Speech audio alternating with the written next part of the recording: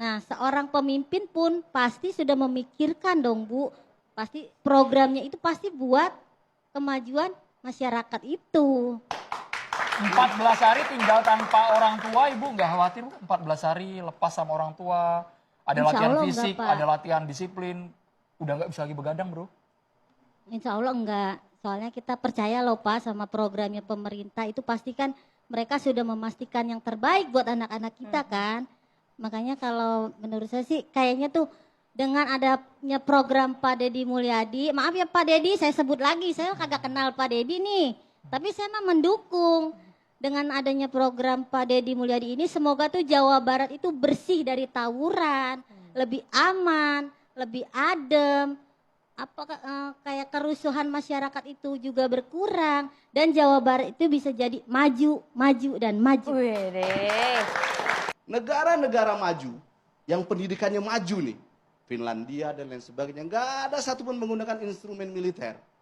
Ini Deddy Mulyadi nggak paham ini falsafah. Jangankan Deddy Mulyadi, jangankan ibu-ibu ini ya, Deddy Mulyadi aja nggak paham tentang falsafah. Jadi saya nggak perlu mendebat ibu ini. Jadi ini kalau pendapat ibu ini begini-begini ya wajar-wajar saja. Hai, salam kenal. Namaku Diana. Aku warga Indonesia yang tinggal di Finlandia, teman-teman. Info, Finlandia itu adalah negara dengan pendidikan terbaik nomor 1 di dunia, cinta. Nah, guys, jadi aku somehow TikTok itu ngasih FYP banyak banget tentang pembahasan video sebelumnya, yaitu tentang kebijakan Gubernur Jawa Barat yang mengirimkan anak-anak nakal ke barak, ya kan, militer. Terus di statement yang aku bikin video di depan itu si bapak berbaju kuning, ya maaf ya Pak ya, bapaknya itu bilang contoh negara-negara maju seperti Finlandia, begitu. Kebetulan aku tinggal di Finlandia, cinta. Jadi si bapak ini bilang kalau di negara maju itu nggak ada tuh anak nakal yang dikirim ke barak militer, cinta. Nah, pertanyaan saya, bapak tahu dari mana?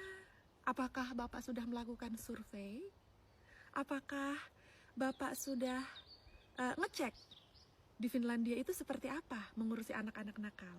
Begitu ya Pak ya. Di sini saya mau bantu menjawab Pak. Kebetulan saya kerja di TK.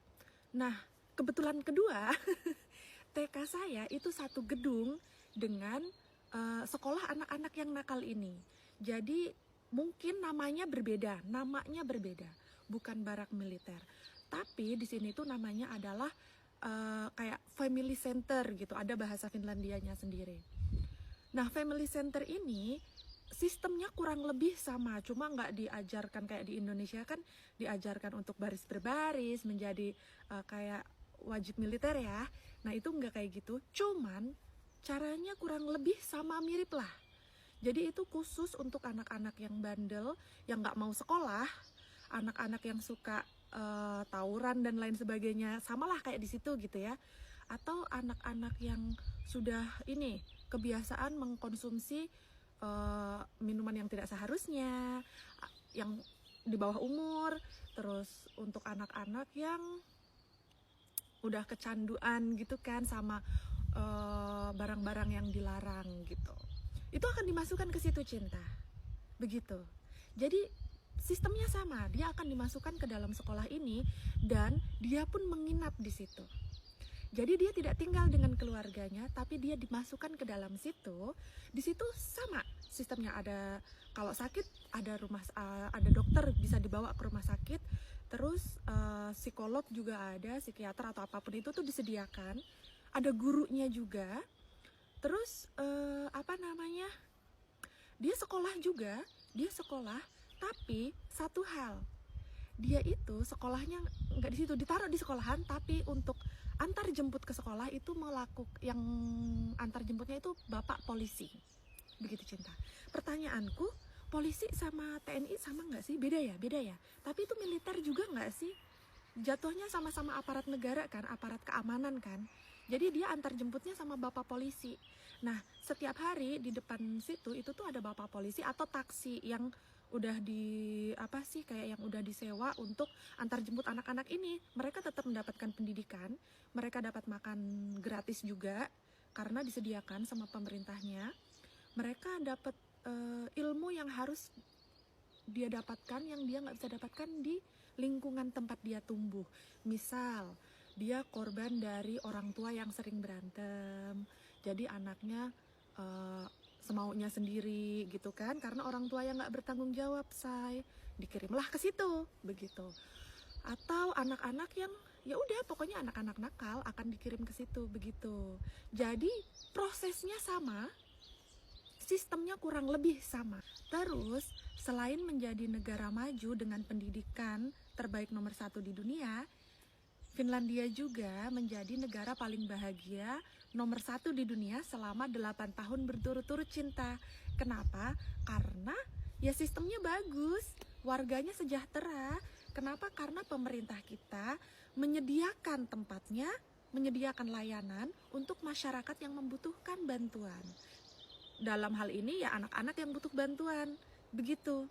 Jadi secara nggak langsung di sini aku mau bilang kepada Gubernur Jawa Barat, Bapak hebat karena sudah menerapkan sistem yang ada di sini, dibawa ke Indonesia, negara kita tercinta, begitu. Jadi untuk aku pribadi, aku bukan masyarakat Jawa Barat, aku adalah orang Sumatera yang tinggal di Finlandia. Jadi nggak ada urusan sangkut paut dengan politik. Aku hanya ingin ngasih tahu, menginformasikan kalau sistem itu tuh luar biasa, hebat. Jadi kalau bilang hak asasi dan lain sebagainya, aku kurang paham. Cuman untuk sistemnya, ya kurang lebih sama. Walaupun mungkin agak berbeda sistemnya, tapi kurang lebih mirip lah, gitu. Dan itu keren. Jadi di sini anak-anak nakal juga akan dikirim, cuma bukan dikirim ke barak, tapi dikirimnya ke family center. Dan satu, orang tua nggak tinggal di situ ya, orang tua bisa nengokin seminggu sekali atau berapa hari sekali, begitu.